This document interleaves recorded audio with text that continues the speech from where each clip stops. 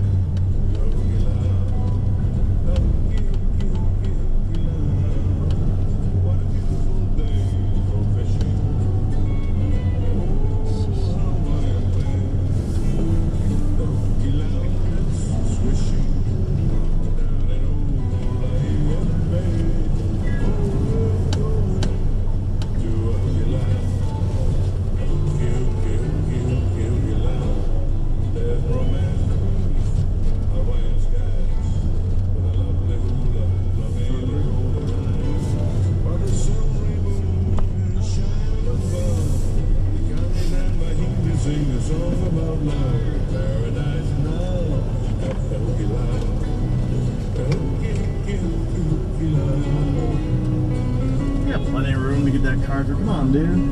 I don't know why she needs to hog the whole road. It's the grandma. What do you expect?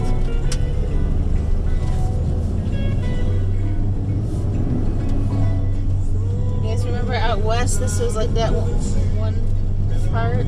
Yeah. There's a few parts of this road that are smaller than that road. Nicely paved. At least. I don't know how they did it. I was thinking about that too way back there. It was like, I can't believe they actually made a road. I don't know how they cut the asphalt high. No idea. They must have had a staging spot where they would haul it up, heat it up again. They just let it sit I'm out sure in the they sun. closed the road for a month. Oh, I'm sure. So this is going to be closed for this long. But still.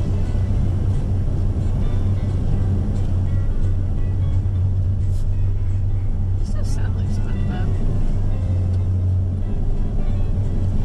Imagine SpongeBob downloaded it like.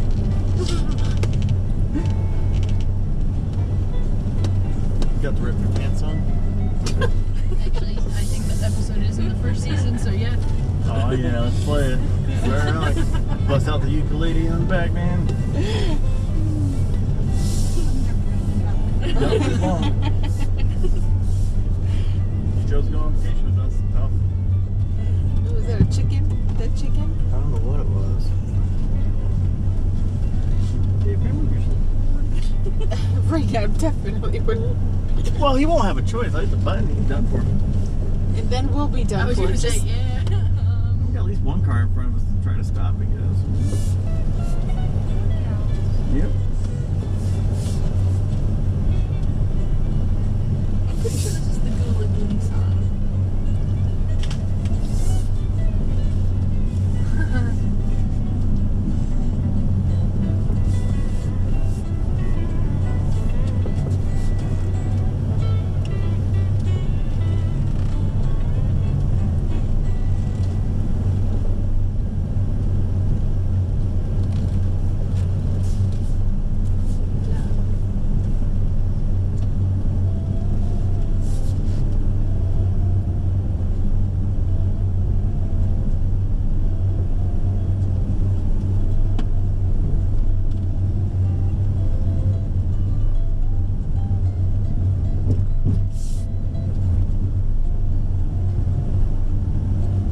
That sucked to break down up here. Well, as Got a long flat as tire. you still keep coasting, you make it quite far, I think. Down. You gotta go up. No, but just maybe you can find a spot to But seriously, there's some of these like old Ancient like, old Hawaiians houses. also developed an aquaculture agriculture and fish ponds more than any other Polynesians. Fish ponds guaranteed that chiefs would always have a supply of fresh I was fish. thinking that too. Over generations, fish pond techniques were perfected. Just jump Sluice off the gates cliff were here. put into the pond walls to let small fish swim in, but the gates kept larger fish from swimming back out to the ocean. The large saltwater ponds were ingenious and even better than a refrigerator because it ensured a ready supply of fresh fish year-round. Holy Some fish ponds are still in use today, This is the while widest many part of the others room, huh? 90-degree Dinosaur. turn. As you can see, the ocean was a treasure for the ancient Hawaiians, Close to catching, 90. eating, and utilizing almost every living thing in the ocean in some way or another. Some are, even today, gathered right from the shoreline or tide pools, like sea cucumbers, sea urchins, and even limpets called opihi, to name a They few. must. This Opihi are cone-shaped have snails that stick Yeah, tightly to the yes. rocks Obviously. near the shoreline, especially those that are beaten by the waves. Could you imagine Back living in there and ancient having to Hawaii, do this? You could easily walk to the seashore This was and solid. get opihi off the Yeah. rocks I've never been and just slurp it down. Whoa. But now, they're only found in If I had a isolated personal places. helicopter, I would not Because do of it. this, You the probably wouldn't opihi do is it. proving to be an expensive and even deadly seafood. Opihi are hard to find and dangerous to harvest. A coveted delicacy to this day, opihi are in high demand at family parties and luau's, and they can cost up to $200 a pound. Now, plenty of local fishermen Tired risk of their riding lives his trying to gather tail. opihi, but they Give risk him a couple strong of waves seconds. and jagged rocks, even lowering themselves by rope from high cliffs to get the treasured mollusks. Unfortunately, every year or two there are fishermen lost to the waves while trying to gather opihi. That sucks. To this day, the ocean is still an important part of Hawaiian life. What is he doing? Although we don't depend on the ocean for food, down on Probably the much as our debating his life ancestors did, choices. it's still a treat when you can eat When he was something going fresh OP. caught straight from your own backyard. You know what I mean? Interesting That's thing right. is, Yeah, whatever. you That's don't probably have to what he's have a doing, is fishing getting those license to down, fish in the whatever it ocean is. In Hawaii. Instead, there are many restrictions on where you can fish and what kinds of fish you can catch, depending on the season. These rules are enforced kind of officially by the illegal to government and spear an unofficially, good octopus, fishing but- practices are enforced by You don't local think so? communities. No, not in Sometimes season. publicly calling out fishermen who pay no heed to the rules by overfishing or catching keiki or juvenile fish. Some say that Hawaii is in danger of being overfished and that even recreational fishing needs to be limited. And while the jury is still out, nonetheless, there is an active debate throughout the islands about fishing restrictions in Hawaii. Many native Hawaiians, however, feel that it's their right as Hawaiians to fish without restriction, just as their ancestors have done for generations. Well, however it turns out, I hope you get a chance to try some fresh local fish while you're here. So ono. Oh, that means taste good.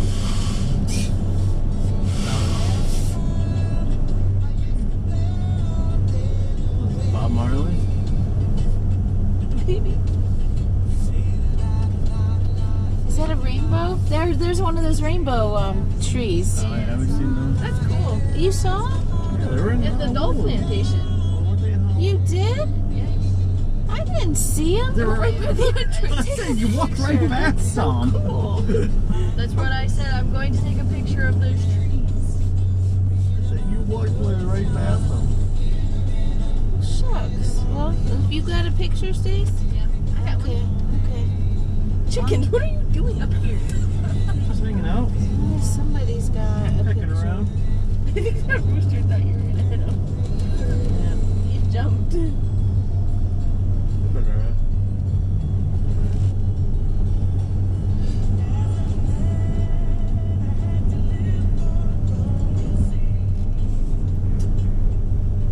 Curly's fruit stand.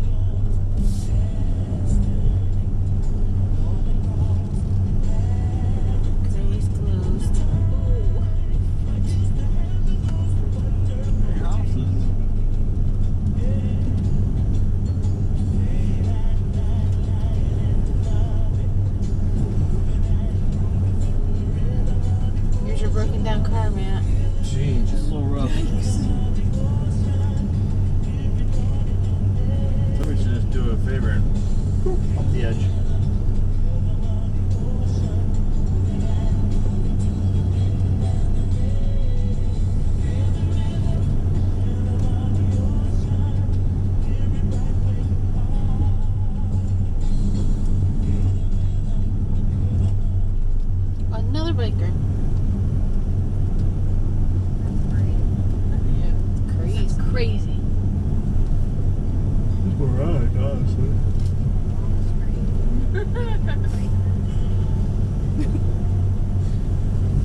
And you can't keep up on your feet.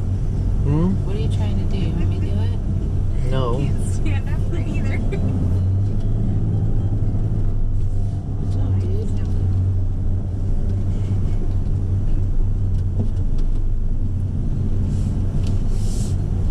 Oh, boy. One lane road, really? Never been able to guess.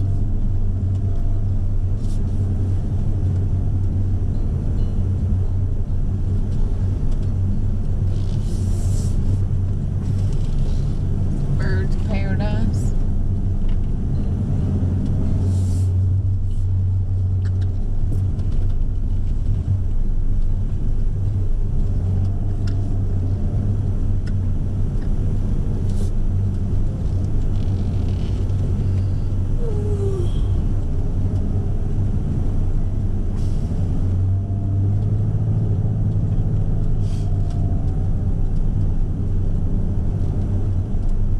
How about another story as we cruise down the road here?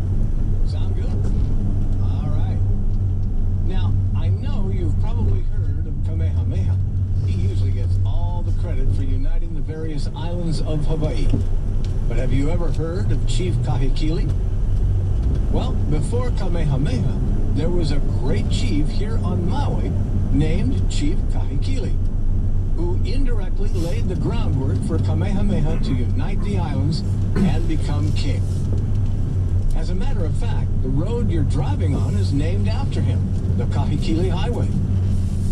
For the next few minutes, let me tell you the story of this great Hawaiian chief, both Oahu and Maui, Kahekili. Kahekili was born in 1737. He was the son of the king of Maui at the time. When he was born, the chiefs of each island were fighting to take control of their own islands, and each wanted more. Since the chiefs were all related to one another, it was a major family squabble. But not just with insults. They used weapons. They killed each other. And it was a time of great unrest. Kahekili grew up to be a great leader and warrior. He was named after the Hawaiian god of thunder, Kanahekili, and considered himself to be a direct descendant of the gods. He was known as Pahupu, or cut in two, because just like his godly ancestor, he was tattooed in black from head to toe on his right side, and his face was also tattooed black. He was skilled in the ancient art of cliff jumping, lele kaua, and could leap into the ocean from heights as high as 600 feet How'd he or die? more. They say that two of his favorite cliff jumping spots were at Black Rock in Ka'anapali and Kahakuloa near the small town we just passed through. There are also cliffs on Lanai and Oahu that are named for him and his prowess. Kahekili loved his solitude, and many say that he single-handedly strategized about war. They say that Kahekili delighted in war, and he showed it by waging battle with chiefs on the islands of Molokai, Hawaii, and Oahu. When he was a younger chief, have a curve no they can stop foreigners out had on. yet landed in Hawaii. He and his warriors waged war in hand-to-hand combat with shark-toothed clubs and spears that could rip open gaping wounds. He recruited men to become Pahupu warriors. Just like Kahekili, they tattooed half their bodies black, even to the insides of their eyelids. That lady just smoked. For those on sharing the road, Maui, they you were moron. protectors who defended the Here comes the territory black truck. and were celebrated in their communities. But to those who were their enemies, they were seen as ruthless killers, and the wailing of women and children could be heard when This the side's a lot Pahupu busier. warriors Yeah. approached to do battle. There was like Kahekili a, I had don't know if it his was like a royal development center or at something, but Wailuku, ranches near the up mouth there. of the Iao Valley, where we're headed now. He was constantly at war with Kalaniʻopuʻu, the high chief from the big island of Hawaii. They mostly fought over Hana, because at the time, it was under the control of Kalaniʻōpuʻu. This same chief had made several attacks on different parts of Maui to try to This guy's expand never his been on a control. road like this. Kahekili was the victor in most of these battles. For example, if in we're one late, it's attack, because of him. Kalaniʻōpuʻu Well, and his it's warriors okay. landed at I'd rather Kaupo on the receive. backside of Hana. They raided villages and assaulted the commoners. Kahekili's men, who knew the countryside intimately, trapped Kalaniʻōpuʻu's men in the hills and defeated them.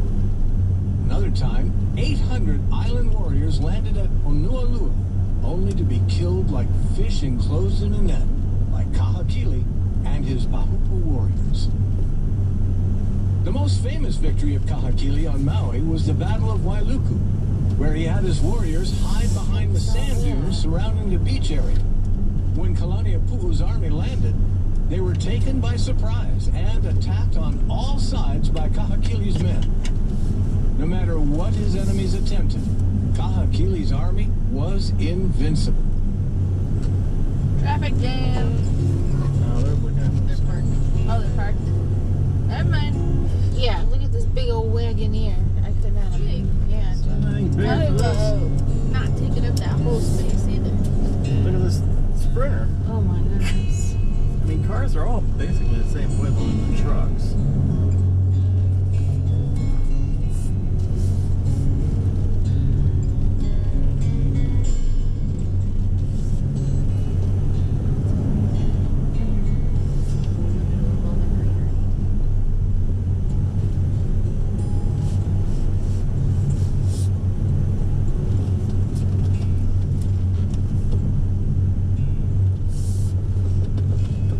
Is that a rock? Is that a tree?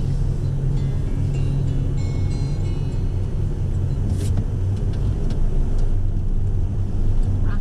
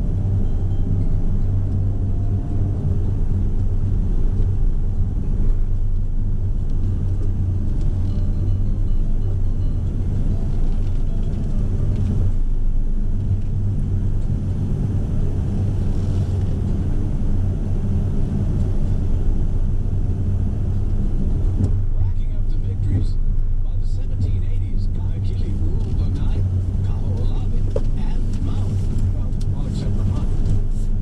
The chiefs on the island of Oahu had agreed that the next ruler of their island would be Kahahana, who was born to an Ali'i family on Oahu, but who had been raised on Maui by his uncle, none other than Kahekili. Kahahana began ruling Oahu, but Kahekili continued to feed his nephew false information. See all those little dolls on the side of that cliff there? Kahahana No. trusted It's Kahekili. kind of weird. Creepy. Kahekili weakened the government of Kahahana Not upset. I through didn't see falsehoods and deception. Until the spring of Annabelle up 1783, there. Kahekili and his Pahupu warriors landed at Waikiki.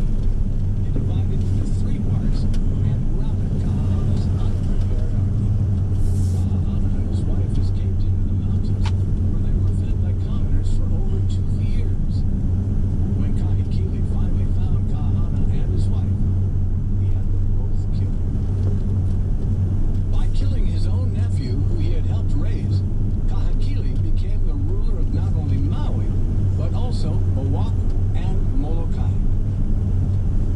By 1790, Kahekili had aged out of active battle, and his son, Kalaniʻōpuʻu, had taken charge of Look at Maui's those warriors. cactuses. Meanwhile, Kamehameha was in his early 30s on the island of Hawaii and was aggressively consolidating power. He was seen as a rising threat to Kahekili. Finally, in a direct challenge to Kahekili,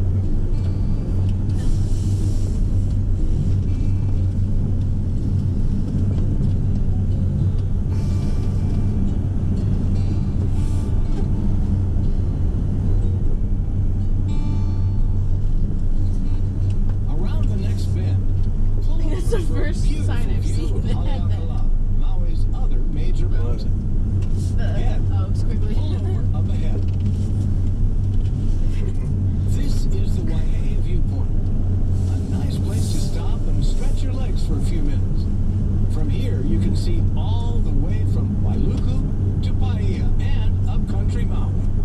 Yeah, like I know The what small that is. town of Hana lies on the other side of that large volcano you see in front of you. I The hope you can volcano? do the Road to Hana tour on another day. Then you'd be able to say that you've actually traversed the entire island of Maui. Some folks think the West Maui tour is even more challenging than the Road to Hana. Well, you give them both a try and tell us what you think, huh?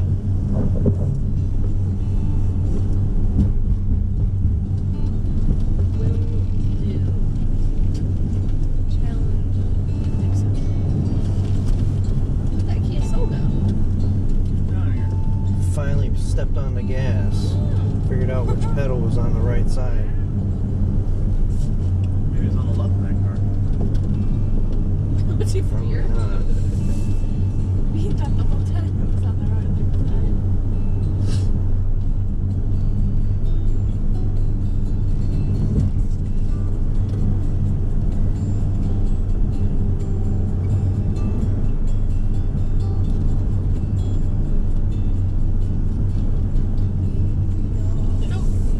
It's a pet goat. He's on a leash. Locked out.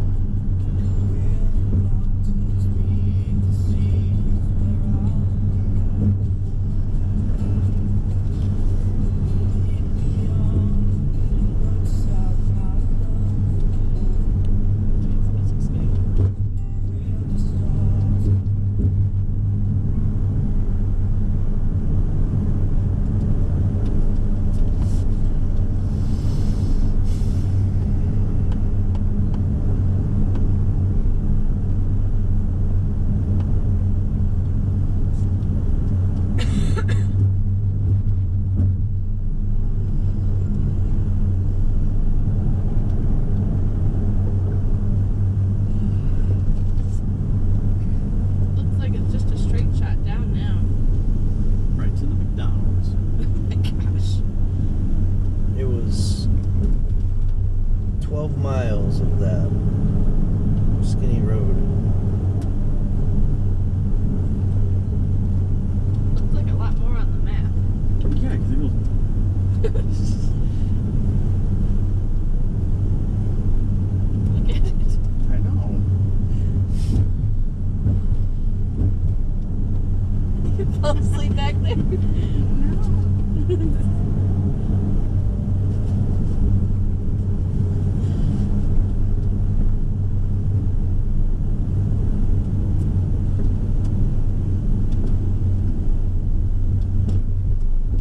Do they not own lawnmowers or weed whackers?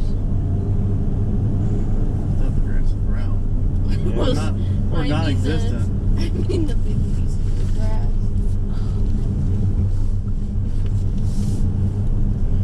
There's a lot of them that are just overgrown. I don't think they really cut grass here.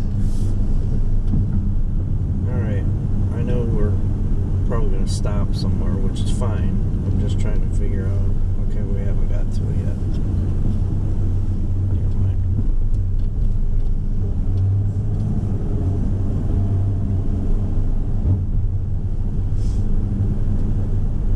How long did it take to get to the top of Haleakala? Once you get to the entrance, it takes an hour, hour and a half Oh, that's not too bad. with no stops. That's not too bad.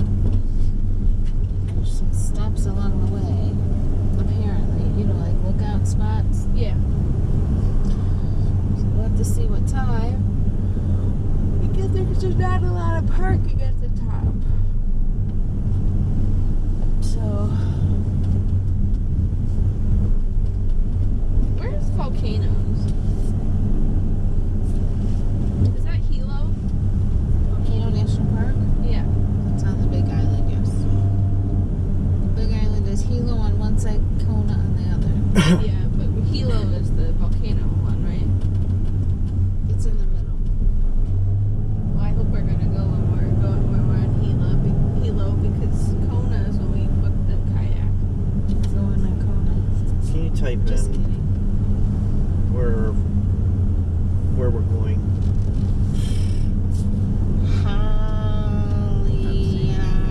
Haleakala National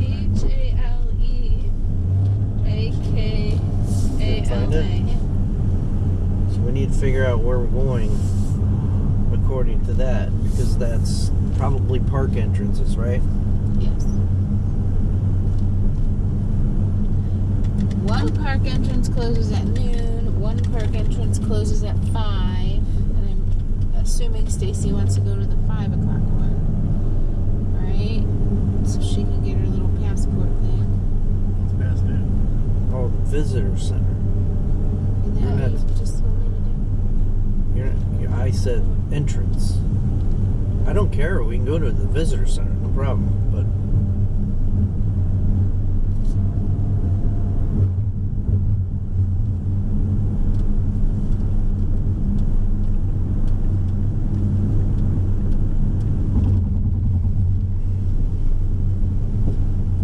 well, so I asked you to put it in there because we just went through an intersection and I didn't know which direction to go.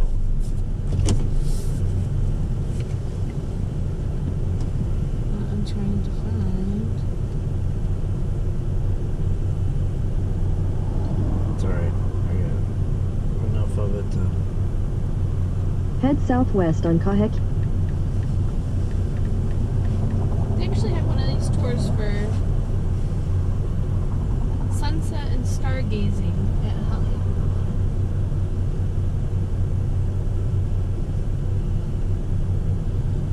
Yeah, I bet stargazing is pretty nice. This is the visitor center right after you get in there. So this one closes at 4:30. Head southwest on Kahekili Highway. Haleakala Haleakala Visitor Center may be closed by the time you arrive. headquarters. You said it may be closed by the time we arrive. The headquarters visitor center is open until 4:30.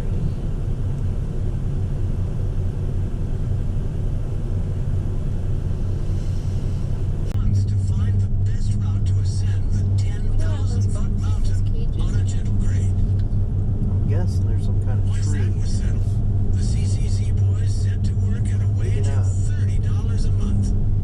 It was a tough and dirty job with all the building Okay, materials trees, having to some be kind of hauled up trees. the mountain by pack mules. But finally, in 1935, the 1.5-lane road was officially opened. Haleakala Highway, or the road we're currently driving on, has since been widened and repaired.